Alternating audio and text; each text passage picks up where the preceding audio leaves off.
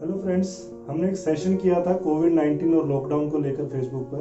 बहुत अच्छा रिस्पांस मिला था, तो हमने सोचा क्यों ना एक यूट्यूब के रूप में इसे फॉर्मल तरीके से बताया जाए आपको कि बच्चों को कैसे मैनेज करना है लॉकडाउन के दौरान। क्योंकि आज की डेट में अगर हम बात करें तो सबसे बड़ा सवाल हर पेरेंट्स के मन में यही है कि कैसे मैं अपने बच्चे को मैनेज करूँ। Okay, so guys, before handling kids मतलब बच्चे को संभालने से पहले हमें खुद को संभालना है। जैसे कि आपने देखा होगा एरोप्लेन पे जब हम जाते हैं तो वहाँ पे जो क्या बोलते हैं उसको, स्टाफ अटेंडेंट होती है, वो पहले बोलती है अपना मास्क पहले डालिए, बाद में अपने बच्चे को डालिए अगर डालना भी पड़ता है। तो जैसे आप डायग्राम में देख रहे हैं, तो सबसे पहले हमें अपना मास्क डालना है, और हमारा मास्क जब तक ठीक नहीं होगा हम बच्चे को मैनेज नहीं कर सकते। तो फ्रेंड्स, सबसे बड़ी प्रॉब्लम आज की डेट में ड्यू टू कोरोना आपके साथ क्या हो रही है? फियर।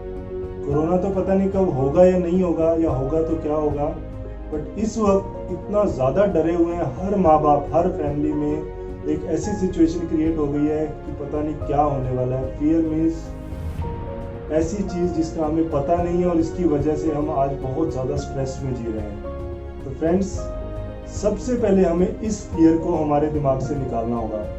तो आप कुछ सोच रहे होंगे कैसे निकालें, सारा दिन हमें इधर उधर से यही न्यूज़ मिलती रहती है, फियर निकलेगा कैसे हमारे मन से?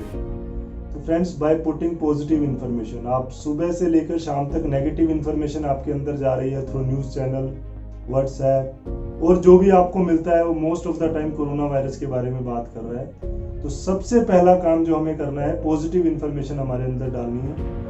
उसमें सबसे पहला काम है, जो 24 आवर्स न्यूज़ चैनल आप देख रहे हैं, हो सके तो उसको कृपया करके बंद कर दीजिए। क्योंकि एक ही खबर को वो बार बार अब अपडेट 2000 हो गए, 2500 हो गए, 3000 हो गए, एक ही खबर को इतनी बार दिखाया जा रहा है कि आपके सबकॉन्शियस माइंड पे ऑटोमेटिकली डर क्रिएट होता ही होता है। ओके, आपको इतना ज़्यादा कोरोना के बारे में पता चल चुका है, ऑलरेडी चल चुका है जितना आपको ज़रूरत है। इससे ज़्यादा इन्फॉर्मेशन अगर गवर्नमेंट की तरफ से या डॉक्टर्स की तरफ से आती है तो 2 लाइनों के रूप में आएगी और वो आपको पता चल जाएगा। I am 100% sure. तो आपको बार बार न्यूज़ चैनल या एक दूसरे से इस बारे में डिस्कस करके और इन्फॉर्मेशन की ज़रूरत नहीं है। ओके, सबसे पहले दूसरी चीज़ जो हम कर सकते हैं, अपना जो दिन की शुरुआत करते हैं आज के टाइम में, जैसे हम बेड से उठते हैं सबसे पहले व्हाट्सएप पे कोरोना की मैसेज पढ़ते हैं, फिर हम न्यूज़पेपर में कोरोना की न्यूज़ पढ़ते हैं, फिर हम न्यूज़ चैनल देखते हैं। तो फ्रेंड्स, अगर आप अपना दिन एक्सरसाइज से शुरू कर सके तो इससे बढ़िया कुछ नहीं है। फ्रेंड्स, हम कितने सालों से सोच रहे थे कि किसी तरीके से हमें टाइम मिल जाए जिससे हमें एक्सरसाइज करने का टाइम मिल जाए, लेकिन हम लेट सोते थे, सुबह उठने का टाइम नहीं मिलता था, या सुबह जल्दी ऑफिस जाना होता था, तो हमारी कभी आदत ही नहीं बनी कि हम सुबह उठ के एक्सरसाइज कर सके। तो फ्रेंड्स, इस टाइम को यूटिलाइज कीजिए। शायद इस वक्त अगर आपने 1 महीना लगातार एक्सरसाइज कर ली तो आपका ये एक रूटीन बन सकता है जो आपकी लाइफ में बहुत ज़्यादा फायदा कर सकता है। आप अपने फैमिली के साथ, चाहे उसे योगा के रूप में कीजिए, चाहे और किसी भी एक्सरसाइज के रूप में घर के अंदर ही कर सकते हैं। मेडिटेशन, या जिसको हम ब्रीदिंग एक्सरसाइजेस बोलते हैं, रामदेव जी बहुत सिखाते हैं। बहुत सारी ऐसी मेडिटेशन ऐप्स अवेलेबल हैं जिसको आप डाउनलोड करके घर बैठे ही बहुत अच्छे तरीके से मेडिटेशन एक्सरसाइज कर सकते हैं। अगर वो आप करेंगे तो आई एम श्योर आपका दिन एक अच्छे तरीके से शुरू होगा और आपके मन से फियर काफ़ी हद तक कम होगा। इसके अलावा जो एक व्हाट्सएप यूनिवर्सिटी आजकल चल रही है, इस यूनिवर्सिटी में बहुत सारे प्रोफेसर्स जो कि आपके फ्रेंड्स ग्रुप में हैं, वो आपका भला सोचते हैं, आपको अच्छी से अच्छी चीज़ बताना चाहते हैं, इसमें कोई डाउट नहीं है, लेकिन अनफॉर्चुनेटली वो आपका नुकसान कर रहे हैं। अगर हो सके तो कोरोना की न्यूज़ पढ़े बिना उसको आगे मत फॉरवर्ड कीजिए, उसको आगे मत फैलाइए। आपके लिए और आपके फ्रेंड्स के लिए बहुत बहुत फायदेमंद है। And friends, one more thing I want to tell you, मैं आपको बताना चाहता हूँ कि ये दुनिया ख़त्म नहीं होने वाली है। अगर भगवान ना करे कोरोना फैल भी जाता है तो भी दुनिया के आंकड़े यही कहते हैं कि 100 में से 98 लोग बिल्कुल ठीक हो जाएंगे। तो क्या एल्डरली या जो हमारे बड़े बूढ़े हैं उन सबको ये दिक्कत ज़्यादा होगी? फ्रेंड्स, उनमें से भी 95% लोग बिल्कुल ठीक हो जाएंगे। चिंता करने की इतनी ज़रूरत नहीं है जितना बड़ा इशू से बनाया जा रहा है। इसके अलावा हमारी गवर्नमेंट बहुत अच्छा काम कर रही है, पूरी दुनिया में अगर इस चीज़ की तारीफ हो रही है। जब ये लॉकडाउन शुरू किया था मोदी जी ने, हमारी गवर्नमेंट ने, तब मुझे उम्मीद नहीं थी कि इतने अच्छे से कर पाएंगे, लेकिन उन्होंने जो अब तक किया बहुत बढ़िया किया है। इसके अलावा हम इंडियंस वैसे भी ब्रेव हैं, हमने इतनी बड़ी बड़ी इन्फेक्शन, मलेरिया, डेंगू, टीबी से हम वर्षों से लड़ाई करते आ रहे हैं। तो शायद इसी का परिणाम है कि इंडिया में मोर्टेलिटी, जो डेथ रेट है, बाकी कंट्रीज के मुकाबले काफ़ी कम है। तो फ्रेंड्स, इस चीज़ को इतना फेयरफुल मत लीजिए, ओके। अगर ये डर इसी तरीके से चलता रहा तो आई एम श्योर कि नेक्स्ट एपिडेमिक कोरोना हो ना हो, लेकिन फियर मतलब डर की वजह से मेंटल हेल्थ डिसऑर्डर्स एक पेंडेमिक का रूप पक्का ले लेगी। पेंडेमिक का मतलब ऑलमोस्ट हर घर में एक मेंटल हेल्थ पेशेंट होने ही वाला है अगर ये कुछ टाइम और चल गया, ओके। तो फियर से जितने लोग मरेंगे, कोरोना से उतने नहीं मरने वाले। तो फ्रेंड्स, अवॉइड कीजिए इस फियर को, okay. Now if you can't control your fear, then you can't help your kids, and if you have controlled your fear, you can help your kids, okay. After controlling your fear, अब हम बात करेंगे कि बच्चों को किस तरीके से हैंडल करना है। जो क्वेश्चंस मोस्टली बच्चों के बारे में हमसे पेरेंट्स पूछते हैं कि उनका टाइम कैसे यूटिलाइज करें, उन्हें घर पे कैसे बिठाएं, उनकी पढ़ाई का नुकसान हो रहा है, बैठे बैठे खाता रहता है, कितना उसको मोबाइल पर रखें, ये एक रूटीन क्वेश्चंस हैं। एक एक करके मैं इन सब का जवाब देने की कोशिश करूंगा। सबसे पहले कि उनका टाइम कैसे यूटिलाइज करें। तो फ्रेंड्स, आज के मोबाइल इंटरनेट के युग में बहुत सारी चीज़ें आ गई हैं जिसमें आप बच्चों का टाइम यूटिलाइज कर सकते हो, like learning activities, make and do activities. एक एक की हम बात कर रहे हैं। सो हम लर्निंग एक्टिविटीज़ की बात करते हैं।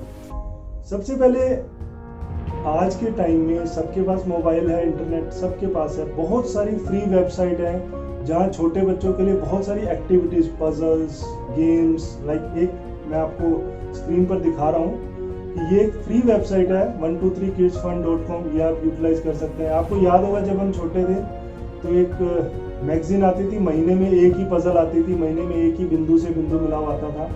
बट इस वेबसाइट से आप सैकड़ों की संख्या में पजल्स और एक्टिविटीज बच्चों के लिए निकाल सकते हैं। इसके अलावा अगर आपका बच्चा थोड़ा बड़ा है, कुछ बुक्स पढ़ना चाहता है, तो आज की डेट में बहुत सारी ऑनलाइन बुक्स अवेलेबल हैं, that is also free of cost. मैं ये नहीं कह रहा हूँ कि आपको पे करना है, लाइक फन ब्रेन करके एक वेबसाइट है, मैं इन सब का डिस्क्रिप्शन में लिंक जरूर दे दूंगा।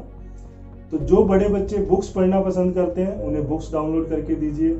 इसके अलावा ऑडिबल बुक्स भी बहुत सारी अवेलेबल है। ऑडिबल बुक्स का मतलब कि आपको लगता है कि बहुत देर टीवी देख लिया तो बच्चे को कुछ सुनने के लिए आजकल ऑडिबल ऐप है, उसमें सुन सकते हैं। इसके अलावा storynori.com करके एक वेबसाइट है, वहाँ पे आप बच्चों के लिए बहुत सारी फ्री ऑडिबल बुक्स भी अवेलेबल है जिससे वो बच्चा एंजॉय कर सकता है।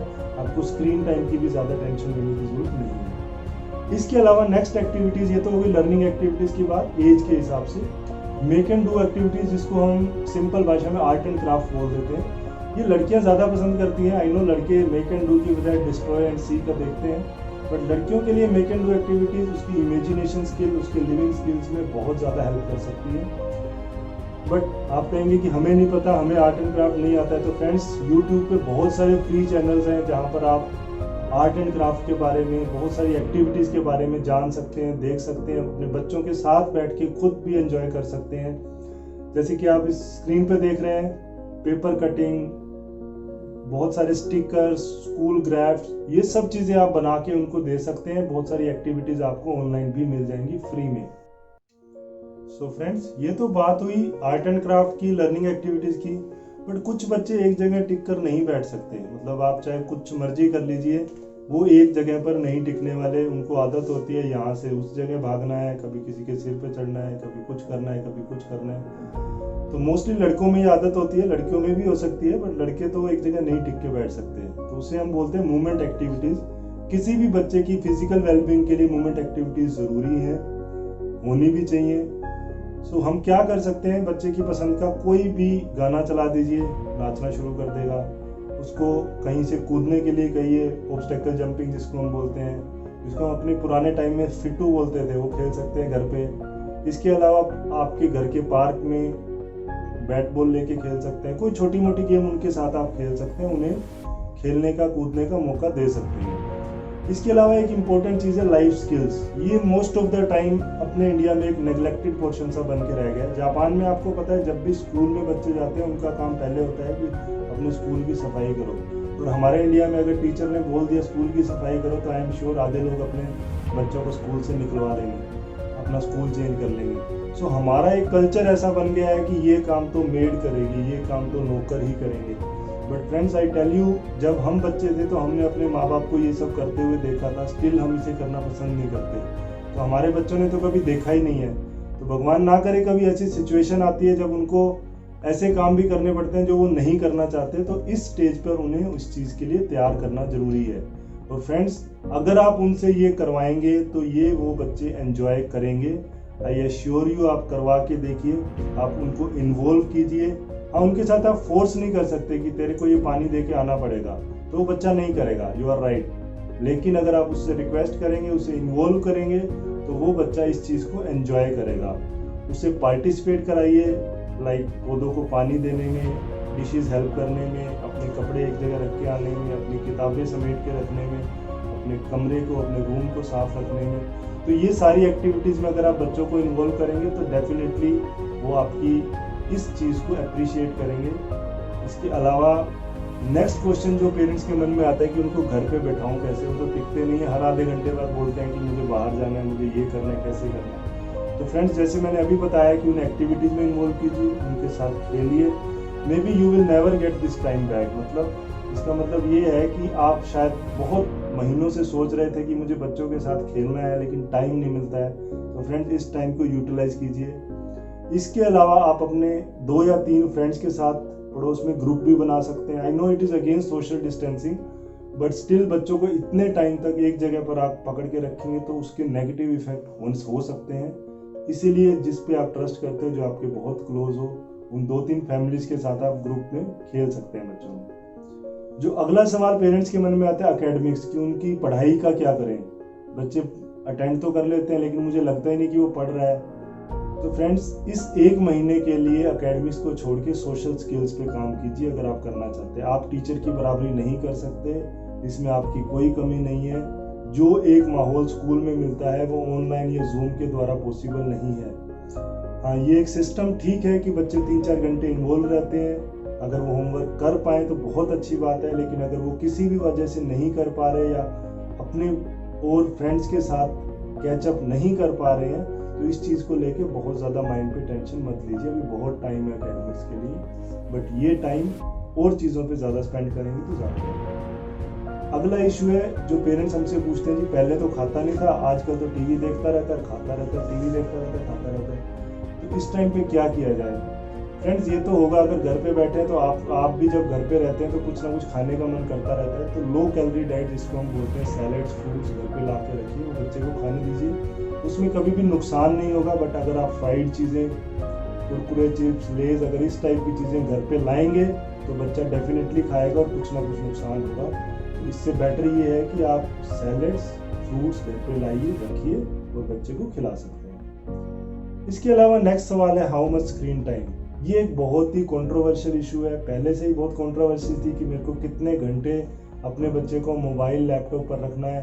अब लॉकडाउन के दौरान अगर मैं मोबाइल देती हूँ तो प्रॉब्लम है, नहीं देती हूँ तो प्रॉब्लम है। तो इस पर एक पूरी डिस्कशन है, हम नेक्स्ट वीडियो में आपके साथ डिस्कस करेंगे। अभी क्योंकि ये वीडियो लंबा हो रहा है तो हम इसको यहीं पे एंड करते हैं। जो फ्री वेबसाइट के बारे में मैंने बात की है आपसे, वो मैं आपको लिंक के थ्रू आप उसको एक्सेस कर पाएंगे। Thank you very much. इसके अलावा आपके कुछ सवाल हो तो ज़रूर बताइएगा।